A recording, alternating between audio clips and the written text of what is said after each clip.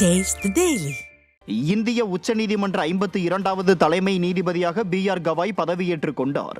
குடியரசுத் தலைவர் மாளிகையில் நடந்த விழாவில் அவருக்கு குடியரசுத் தலைவர் திரௌபதி முர்மு பதவி பிரமாணம் செய்து வைத்தார்.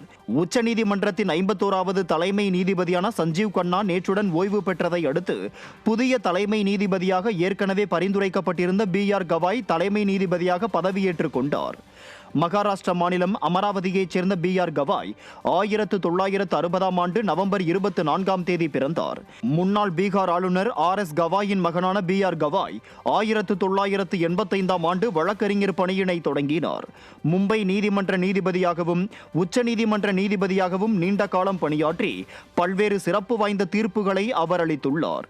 வரும் நவம்பர் 23ஆம் தேதி வரை உச்சநீதிமன்ற தலைமை நீதிபதி பதவியை அலங்கரிக்க உள்ள B.R. கவாய் புத்த மதத்தை சேர்ந்த முதல் தலைமை நீதிபதி என்பது நினைவு கூறத்தக்கது.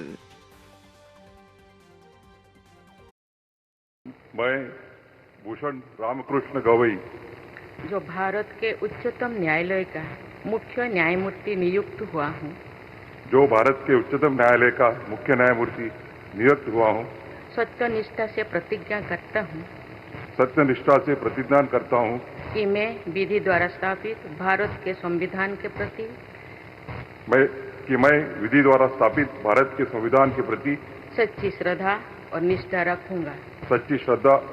रखूंगा मैं சென்னை உயர்நீதிமன்றத்தில் டிடி நெக்ஸ்ட் லெவல் திரைப்படத்தில் இடம்பெற்ற ஸ்ரீனிவாசா கோவிந்தா பாடல் தொடர்பாக the show people, Niharika entertainment மற்றும் மத்திய திரைப்பட சான்றிதழ் வாரியத்துக்கு எதிராக பொதுநல வழக்கு தொடரப்பட்டுள்ளது.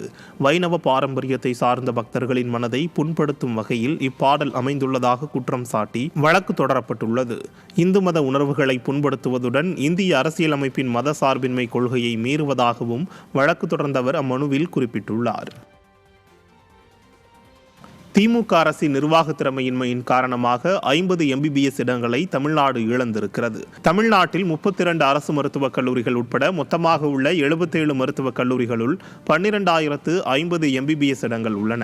இந்த நிலையில் நாமக்கல், விருதுநகர், திருப்பூர் மாவட்டங்களில் கூடுதலாக 50 MBBS இடங்களுக்கு தேசிய மருத்துவ கவுன்சிலின் விண்ணப்ப காலக்கெடுவிற்குள் விடிய அரசு விண்ணப்பிக்கவில்லை. மேலும் மீண்டும் விண்ணப்பங்களை ஏற்க மத்திய அரசு தயாராக இருந்த போதும் விடிய அரசின் அலட்சியத்தால் தமிழ்நாடு 50 MBBS இடங்களை இழக்க நேரிட்டுள்ளது. ஒவ்வொரு மாவட்டத்திலும் அரசு மருத்துவக் கல்லூரி அமைப்பது அரசின் கொள்கை என வெற்று முழக்கமிட்ட மக்கள் நல்வாழ்வுத்துறை அமைச்சர் மா. சுப்பிரமணியனின் அலட்சியத்தால் இன்று பல மருத்துவ மாணவர்களின் எதிர்காலம் கேள்விக்குறியாகியுள்ளதாக மக்கள் வேதனை தெரிவித்துள்ளனர்.